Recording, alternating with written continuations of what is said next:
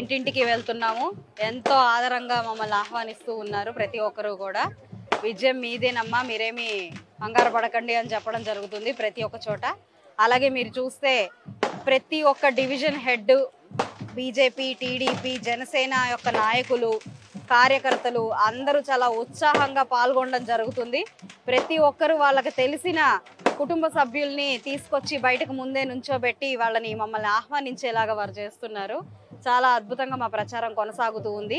ఇక్కడ కూడా యథావిధిగా డ్రైనేజీ సమస్యలు ఉన్నాయి. ముఖ్యంగా చాలా మంది ఎదుర్కొంటున్న సమస్యలు పెన్షన్లు లేవని, వాళ్ళ పెన్షన్లు తీసేస్తున్నారు అని చెప్పి చాలా మంది చెప్పడం జరుగుతుంది.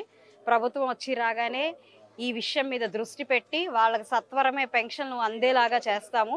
బాబు గారు ఆల్రెడీ ముందే చెప్పారు, 3 నెలల పెన్షన్ కూడా ఒకటేసారి వాళ్ళకి జమ చేయడం జరుగుతుంది, వాళ్ళ ఇంటి దగ్గరికే వచ్చి ఇవ్వడం జరుగుతుంది అని బాబు గారు మొన్న షూరిటీ ఇచ్చారు. కాబట్టి ప్రభుత్వం వచ్చి రాగానే వీరి పెన్షన్లన్నీ కూడా మేము అందజేసే ప్రక్రియని మొదలుపెట్టి చాలా తొందరగానే దాన్ని ముగిస్తాము అని చెప్పి ప్రతి ఒక్కరికి హామీ ఇస్తూ మా ప్రచారాన్ని కొనసాగిస్తూ ఉన్నాం.